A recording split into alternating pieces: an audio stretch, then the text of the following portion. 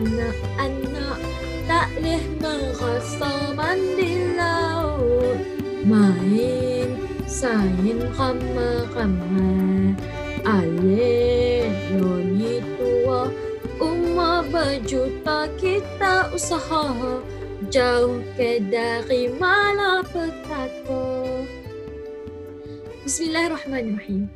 Demikian sedikit bait lagu yang bertajuk Hijau yang telah dinyanyikan oleh Zainal Abidin yang pernah menjadi siulan seluruh negara pada satu ketika dahulu.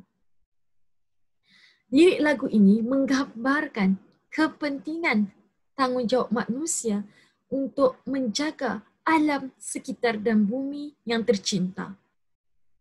Lagu ini sangat signifikan kepada tanggungjawab kita dalam mengangkat kelangsungan alam yang tiada ganti ini.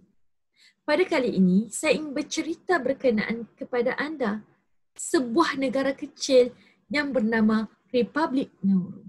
Soalannya, di manakah terletaknya negara Nauru ini? Negara Nauru ini terletak di Kepulauan Asia Pasifik sana, berada di hujung utara Australia. Dari sejarah dan geografinya, Nauru ini hanyalah sekecil Pulau Kapas. Kalau orang Terengganu pasti tahu besar mana Pulau Kapas. Dan Nauru ini juga merupakan dan diiktiraf sebagai negara yang paling kecil di dunia.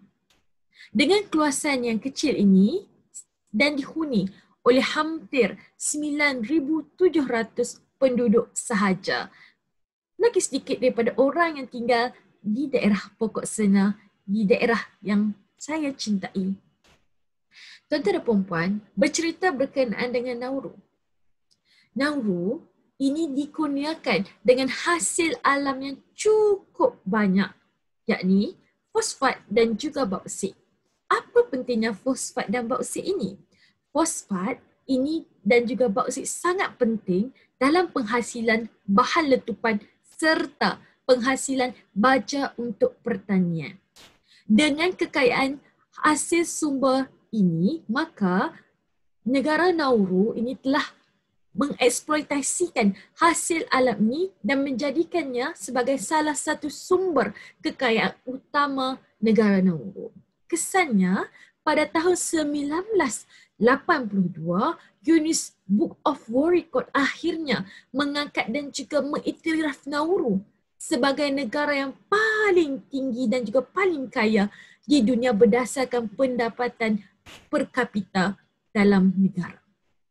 Siapa sangka negara yang cukup kecil ini, yang kaya dengan hasil buminya serta dikurniakan alam yang sangat cantik, mempunyai lautan yang sangat luas, kaya dengan terumbu karang, akhirnya mengalami zaman kejatuhan dan juga zaman kehancuran dalam tempoh tidak sampai 10 tahun.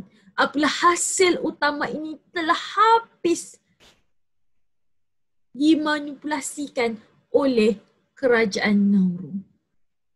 Apa yang telah berlaku pada tahun 1990-an? Akhirnya, Nauru ini yang kononnya kaya pada tahun 1980-an hanya tinggal sebuah negara yang miskin. Kerana negara Nauru ini bergantung semata-mata kepada kekayaan dan juga kehebatan hasil alam iaitu fosfat dan bauksit. Adakah kerajaan Nauru pada waktu itu tidak berbuat apa-apa? Benar. Kerajaan Nauru telah menjagakan bahawa mereka akan kehabisan utama sumber ini. Jadi apa yang telah mereka lakukan? Mereka telah melaksanakan beberapa pelaburan di luar negara kononnya untuk menjadi jalan pintas sekiranya Nauru tidak boleh lagi bergantung kepada sumber alam ini. Sayang 1000 kali sayang. Langit tidak selalu cerah. Pelaburan yang kononnya ini mampu menyelamatkan Nauru telah hancur dan menjadi sia-sia apabila pelaburan ini akhirnya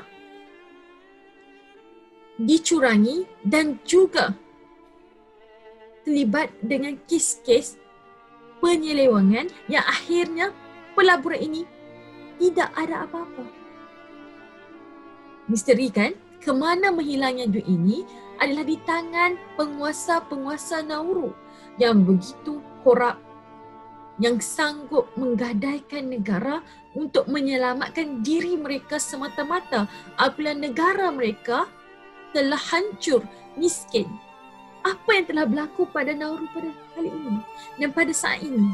Nauru yang dahulunya kaya dengan hasil alamnya, dengan hasil semula jadinya, telah menjadi negara yang paling miskin di dunia pada 2017 dan sehingga saat ini Nauru tidak mampu lagi bangkit untuk kembali kepada zaman kegemilangan mereka pada tahun 1980-an.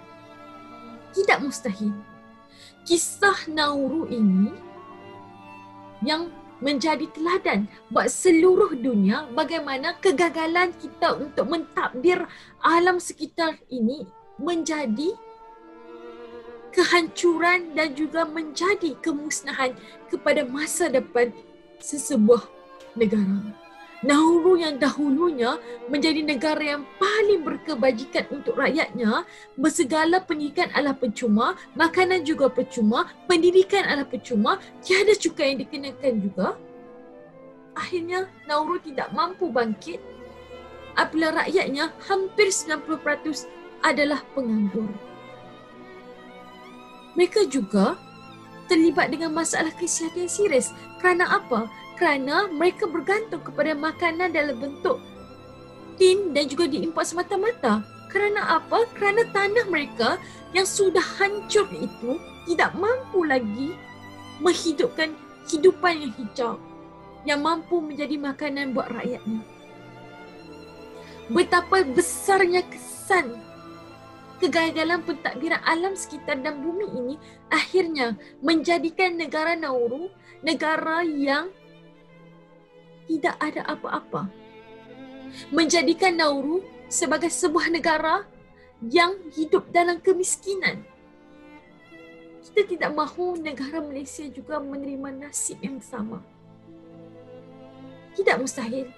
Malaysia yang juga kaya dengan alam semula jadinya, memiliki lautan yang indah seperti Nauru, memiliki sumber alam yang banyak juga seperti Nauru, akhirnya akan juga menerima nasib sama seperti Nauru sekiranya kita gagal untuk mentadbir alam sekitar seperti Nauru. Sedarlah, bumi ini adalah pinjaman daripada anak dan cucu kita. Bumi ini adalah tanggungjawab dan amanah yang kita pegang dan pikul. Kita tidak akan hidup di bumi ini selama-lamanya, tapi kita akan mewariskan ia kepada anak dan cucu kita.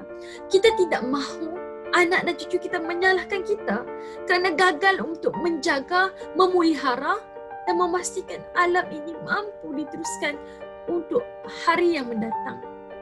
Makhluk yang pupus, spesies yang pupus tidak mampu hidup kembali. Namun, apa yang boleh kita laksanakan supaya kita mempunyai rasa tanggungjawab dan cinta kepada bumi yang sudah tua ini? Tiada guna kita bercerita berkenaan dengan pembangunan lestari semata-mata, tetapi kita gagal menanam rasa cinta kepada alam sekitar kita cinta. Di manakah keikhlasan kita dalam mempertahankan hak bumi yang sudah tua ini andai sungai yang sedia ada dicemar oleh tangan manusia yang begitu rakus mengejar kekayaan tanpa mempedulikan alam sekitar. Sedangkan alam sekitar inilah yang menjadi pelindung kepada kita semua selama ini.